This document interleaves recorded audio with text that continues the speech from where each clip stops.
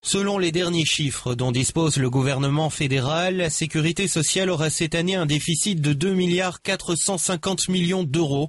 Laurette Collins, la ministre des Affaires sociales, a déclaré que l'État comblera le trou, mais on ne voit pas bien comment la population active ne trinquerait pas elle aussi. Ce déficit pour l'année 2009 représente 700 euros par personne active.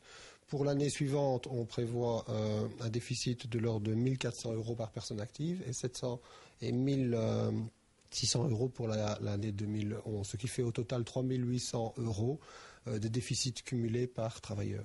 Les cotisations sociales ont fléchi de plus d'1 milliard d'euros par rapport au budget initial et les recettes TVA ont baissé de 850 millions.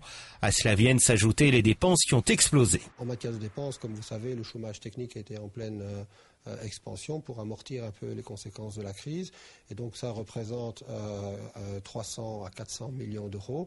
Mais il y a surtout l'effet du vieillissement qui commence à se faire sentir, l'expansion des dépenses de pension et le coût de la santé. Laurette Collins a réaffirmé ne pas vouloir d'un budget d'austérité. Pourtant, la marge de manœuvre du gouvernement sera très limitée. Augmenter l'activité des seniors serait une piste à envisager. On prévoit pour les 10 années à venir une augmentation de 50% des sexagénaires et une baisse de 20% des trentenaires, donc c'est-à-dire des actifs potentiels. Et ça veut dire qu'il y a un réel déficit à terme qui s'annonce. On le sait, il faut se préparer et il faut avoir le courage de faire les réformes qui s'imposent.